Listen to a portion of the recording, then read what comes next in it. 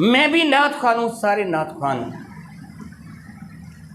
لیکن میں اپنے دوستوں کے ان کو میں ناراض ہوا تھا، ڈانٹا تھا ان کو، اس سامنے بیٹھے ہیں، ڈانٹا تھا نا آپ کو، کیا آپ نے مجھے پہلے کو بلایا، نعتیں پہلے کیوں نہیں پڑھوائیں؟ میں نہیں برداشت کرتا جو کچھ ہوتا ہے، گناہ ہوتا ہے۔ نعت بہت پیاری تھی، اعلیٰ حضرت کا کلام تھا، حقیقتاً اعلیٰ حضرت نے اردو زبان میں نعت کا حق ادا کر دیا۔ اردو زبان میں اعلیٰ حضرت سے زیادہ اعلیٰ نعت کہنے والا کسی کوئی ماں نے جنم دیا ہی نہیں۔ حقیقت یہ ہے، بہت پیاری نعت، الحمدللہ تعالیٰ آواز بھی بڑی پیاری، اور وہ بادشاہ تھے، داڑھی منڈے نہیں تھے، اور حیرانی کی بات انہوں نے عورتوں والا لباس بھی نہیں پہننا تھا، ہے نا؟ آج کل ہمارے نعت خوان ہجڑوں والا لباس پہنتے ہیں، جو خسرے ہجڑے پہنتے ہیں نا، وہ ہمارے نعت خوان پہنتے ہیں، اور گویوں والا وہ لباس پہنتے ہیں، جو گانے والے لوگ گلوکار جو ہوتے ہیں نا، جو وہ لباس پہنتے ہیں عورتوں والے، اسی طرح کے بار رکھتے ہیں، اسی طرح وہ ناچتے ہیں، لیکن انہوں نے الحمدللہ تعالیٰ شریعت مطہرہ کی پابندی کی، نعت پاک بیٹھ کر پڑھی، بڑے پیارے انداز میں پڑھی، مگر جو کچھ ہو وہ گناہ کا ہوا، ان کے اوپر پیسے نچھاور کیے گئے، اگر میں اس وقت ٹوکتا تو محفل کا رنگ بدل جاتا، خراب ہو جاتا، میں چپ کر کے بیٹھ کر گناہ میں شامل ہو کر، معاذ اللہ تعالیٰ، میرے نبی فرماتے میں نے شب معراج کچھ لوگوں کو دیکھا تھا جن کو الٹا لٹکایا ہوا تھا، ان کی زبانوں کو، ان کے ہونٹوں کو جہنم کی آگ کی کینچیوں سے کاٹا جا رہا تھا۔ کچھ لوگوں کو دیکھا، ان کو اتنی شدید الٹی آئی تھی، قے آئی تھی، آنتڑیاں میدا باہر نکل پڑا تھا، اور اس کے گرد گرد تڑپتے ہوئے جہنم کی آگ میں وہ جو چکر لگا رہے تھے جس طرح کولو کے گرد بیل گھومتا ہے۔ میں نے پوچھا جبریل کون ہے یہ؟ تو جبریل نے کہا تھا آپ کی امت کے علماء اور خطیب، جن کے قول و فعل میں تضاد ہے، جو کرتے کچھ ہیں کہتے کچھ ہیں۔ میں تم سے اب سوال کرتا ہوں کہ آپ نوٹ دیکھتے ہیں، نوٹ کے اوپر ایک حدیث کا مفہوم لکھا ہوتا ہے، رزق حلال عین عبادت ہے، یہ حدیث کا مفہوم ہے کہ نہیں؟ تو جب آپ اس کو یوں کر کے پھینکتے ہیں فضا میں، توہین کرتے ہو کہ نہیں حدیث کی؟ بتاؤ، سارے بتا دو یار۔ اور حدیث کی توہین کرنا کتنا ثواب ہے، کتنی نیکیاں ملتی ہیں جی؟ گناہ ہوتا ہے، پھر آپ نے گناہ کیا کہ نہیں کیا؟ میں سختی کے ساتھ کہا کرتا ہوں کہ اگر مجھے بلانا ہے نا تو نعت خوان بعد میں لگا لیں، میری موجودگی میں کوئی بندہ نعت نہ پڑھے، بس میری تقریر کروا لیں۔ مجھے پتہ ہے یا شعر غلط پڑھیں گے، پھر چپ رہوں گا، گناہ گار ہو جاؤں گا، یا وہ ناچیں گے، روپے پیسوں پر کھڑے ہو کر ناچتے ہیں اور شعر پڑھتے ہیں، وہ حدیث پاک کا لکھی ہوتی ہے، اور اس کے اوپر گورنر بینک دولت کا پاک نام بھی لکھا ہوتا ہے، اور عموماً ہمارے نام اللہ تعالیٰ جل وعلا کا نام، کسی کا حضور کے نام کا، کسی اہل بیت کے نام پہ وہ نام بھی ہوتے، اس کے اوپر ناچتے ہیں اور حضور کی نعت پڑھ رہے ہوتے ہیں۔ یہ ثواب ہوتا ہے کہ گناہ ہوتا ہے؟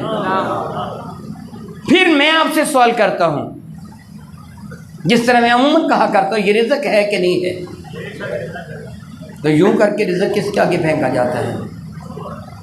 سوچو ذرا۔ اور کبھی تم نے تنخواہ لا کر اپنی ماں کی گود میں یوں کر کے پھینکی ہے؟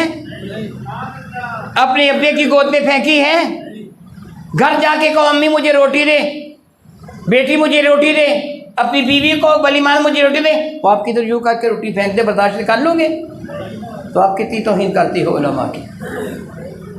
یوں اوپر سے پیسے نچھاور کرنا جی ہجڑوں اور کجروں پر نچھاور کیے جاتے، علماء پر نہیں کیے جاتے۔ ہدیہ پیش کرو، جو طریقہ کار ہے، ہدیہ پیش کرو، ثواب ہے۔ میرے نبی نے عطا فرمایا، یاد رکھیے، چھوٹا بڑے کو دے تو اندازہ اور ہوتا ہے، بڑا چھوٹے کو دے تو اندازہ اور ہوتا ہے۔ آپ نے کئی مرتبہ سنا کہ نہیں، اوپر والا ہاتھ نیچے والے ہاتھ سے بہتر ہے؟ بھائی یوں ہی ہے، بتائیے نا، اوپر والا ہاتھ نیچے والے ہاتھ سے بہتر ہے۔ جب تم اپنے سے چھوٹے کو دیتے ہو تو یوں کر کے دیتے ہو، ایسے ہے نا بھئی، اپنے بیٹے کو، بھائی کو، شاگرد کو، کسی کو دیتے ہو، فقیر کو دیتے ہو، یوں کر کے دیتے ہو، لیکن جب اپنے سے بڑے کو دیتے ہو، باپ کو دیتے ہو، شیخ کو دیتے ہو، تو پھر کس طرح دیتے ہو؟ دیکھیے میری جانب، پھر یوں کر کے دیتے ہو۔ ایسی ہوتا ہے کہ نہیں؟ پھر یوں کر کے تو نہیں دیتے، ایسے کر کے کو دیتے ہو۔ آپ پیش کرتے کہ چاہتے ہو حضرت میں پیش کر رہا ہوں، ہاتھ آپ کا اوپر ہو، ہاتھ، اس لیے یوں نہیں دیتے بلکہ یوں پیش کرتے ہیں۔ یہ ادب کا تقاضا ہے۔ علماء کو پیش کریں، نعت خوانوں کو پیش کریں، یوں پیش کریں، یوں پیش نہ کریں جس طرح ہجروں پر پھینکتے ہیں، کنجروں پر پھینکتے ہیں، یوں پیش نہ کریں۔ ہو سکتا ہے کوئی بندہ یہ کہہ دے کہ یہ بیاہ شادی کے موقع پر دولہے کو اوپر سے بھی روپے پیسے انہیں چاور کرتے ہو؟ بتائیے بھلا، کرتے ہیں؟ ہاں جی، وہ بھلا کیا ہوتا ہے؟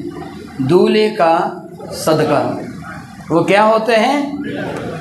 تو دولہا بھی سہرا اتار کے وہ چننا شروع کر دیتا ہے، اکٹھے کرتا ہے پیسے جی۔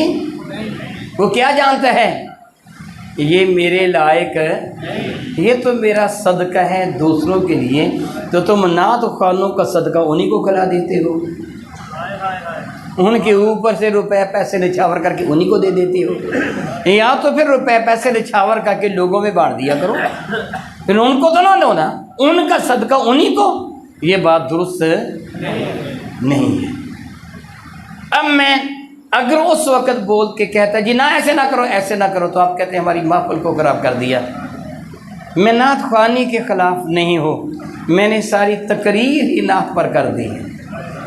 میں آپ کو دراصل یہ سمجھانا چاہتا ہوں کہ آپ اپنی نیکیوں کو برباد نہ کریں۔ آپ نے روپے بھی گنوا لیے، نیکیاں بھی گنوا لی، کوئی چیز ہی بچا لیتے، کچھ ہی بچا لیتے۔ میں امید رکھتا ہوں کہ آئندہ آپ ایسی غلطی نہیں کریں گے۔ ہدیہ دیجئے، علماء کو دیجئے، نعت خوانوں کو دیجئے، تقریر کرنے والا، وہ نعت پڑھنے والا، قاری صاحب قرآن کریم کی تلاوت کرنے والا، جو بھی کوئی ہو اس کو ہدیہ پیش کیجئے، اس کے شایان شان عزت کے ساتھ پیش کیجئے، توہین کے ساتھ نہیں۔ اللہ تعالیٰ سے دعا کرتا ہوں رب کائنات مجھے بھی اور آپ کو بھی حقائق کو سمجھنے اور عمل کی توفیق و ہمت عطا فرمائے۔ آمین ثم آمین، وآخر دعوانا ان الحمد للہ رب العالمین۔